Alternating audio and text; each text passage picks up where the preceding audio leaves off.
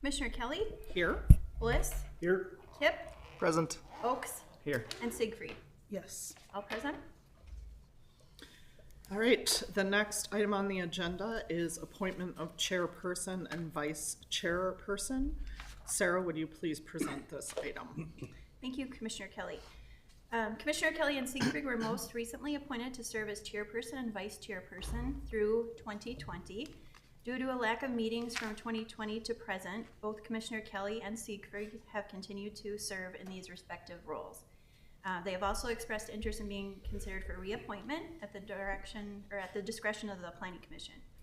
Staff recommends the Planning Commission discuss these reappointments and or potential alternates to serve in these positions and make a motion accordingly.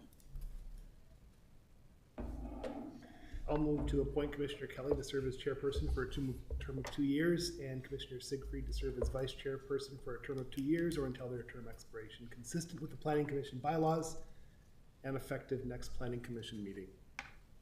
Do I hear a second? I'll second that motion. All those in favor say aye. Aye. Aye. All those opposed? Motion carries. All right, next on the agenda is approval of the minutes. Is there any discussion of the December 19, 2022 regular meeting minutes? If not, is there a motion to approve the minutes? I will move to approve the minutes. Do I hear a second?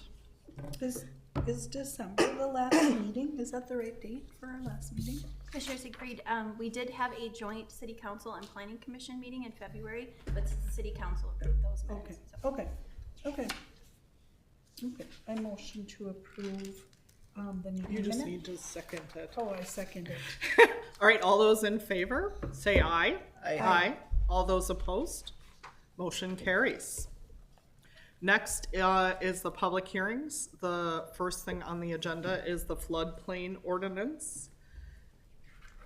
Excuse me, tonight we are considering amendments to Appendix E, floodplain management for the Bayport City Code of Ordinance to be consistent with the National Flood Insurance Program. Sarah, please present the details of this ordinance amendment. Commissioner Kelly, the floodplain management ordinance is considered an overlay ordinance that applies to properties located within the boundaries of the floodway and flood fringe districts of the St. Croix River, which are established by FEMA and administered by local communities and the DNR. The purpose of this ordinance is to identify a reasonable method of analyzing flood hazards and to establish provisions to minimize potential loss of property and extraordinary public expenditures due to flooding. In order to participate in the National Flood Insurance Program, which offers flood and federal disaster insurance to all property owners, the city is required to adopt a floodplain management ordinance and subsequent updates.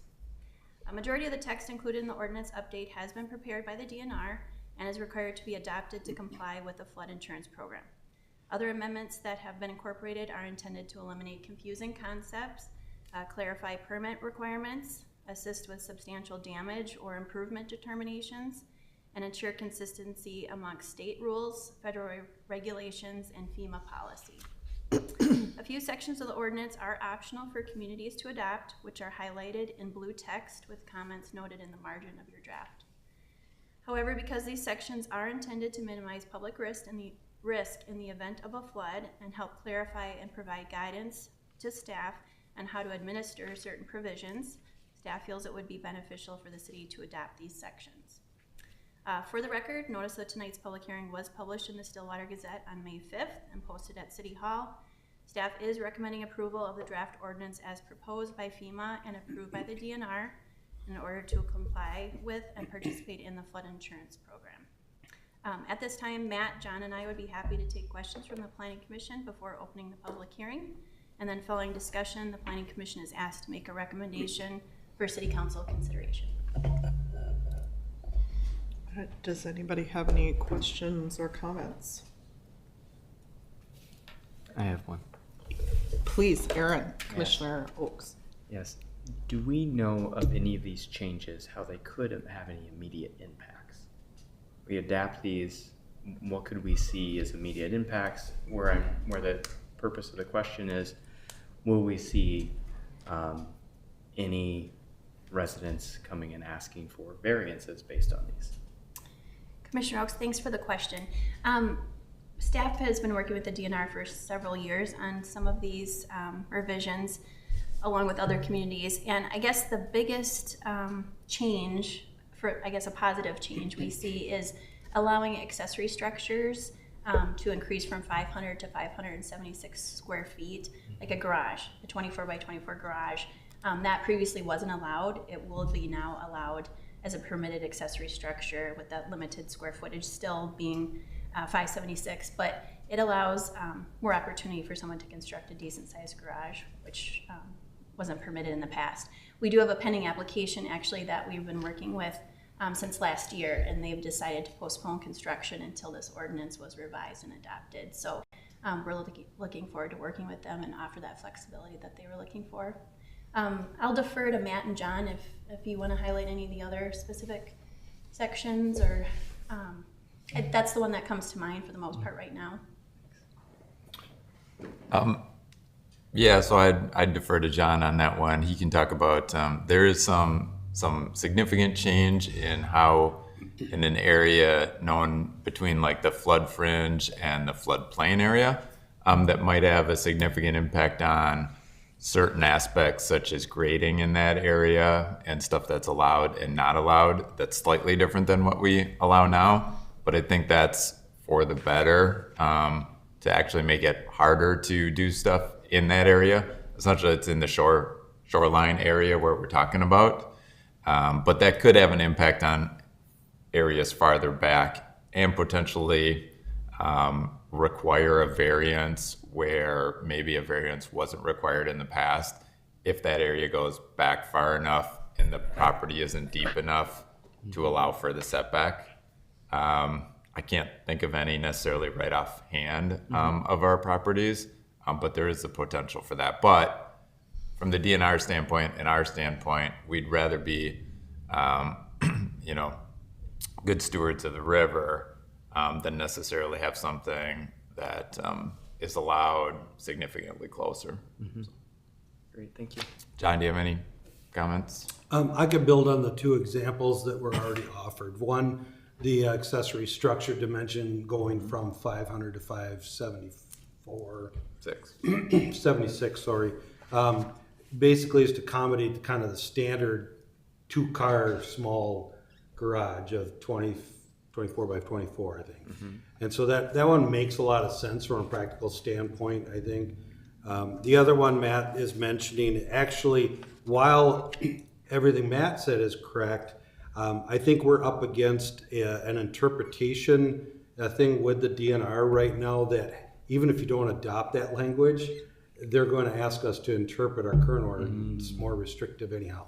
And so I think at the end of the day, if this body or the council eventually say doesn't like that particular language, I think we're going to be in negotiations with the DNR anyhow because they'll want us to administer our current ordinance that way. So while it does, everything Matt said is true. If you live on the river and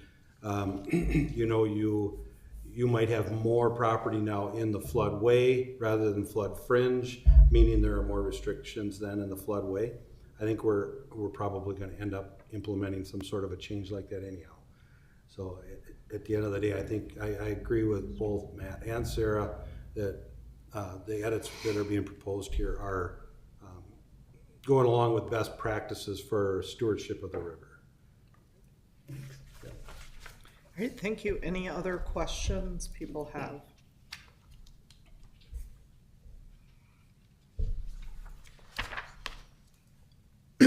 Okay, then I would like to open the public hearing on this ordinance and invite anyone wishing to comment to come forward to the podium and state their name and street address for the record.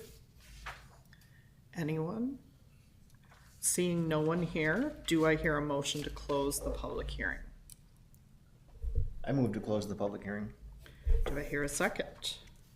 I second the motion to close the public hearing. All right, all those in favor say aye. Aye. Aye. Aye. All those opposed? Motion carried. At this time, I would like to entertain any further discussion or questions from the Planning Commission.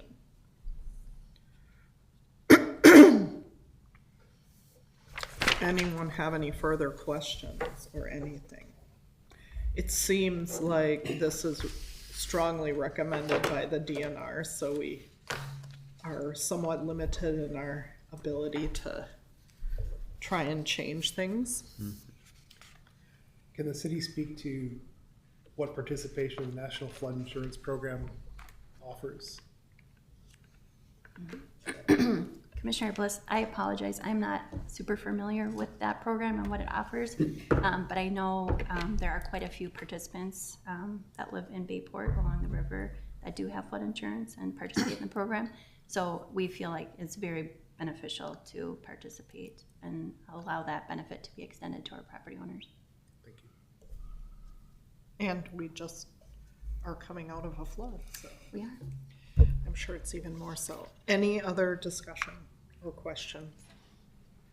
All right, I move to recommend to the City Council to approve amendments to Appendix E floodplain management ordinances as discussed and presented to the staff. Do I hear a second? I second the motion. All those in favor, say aye. Aye. All those opposed? Motion carries.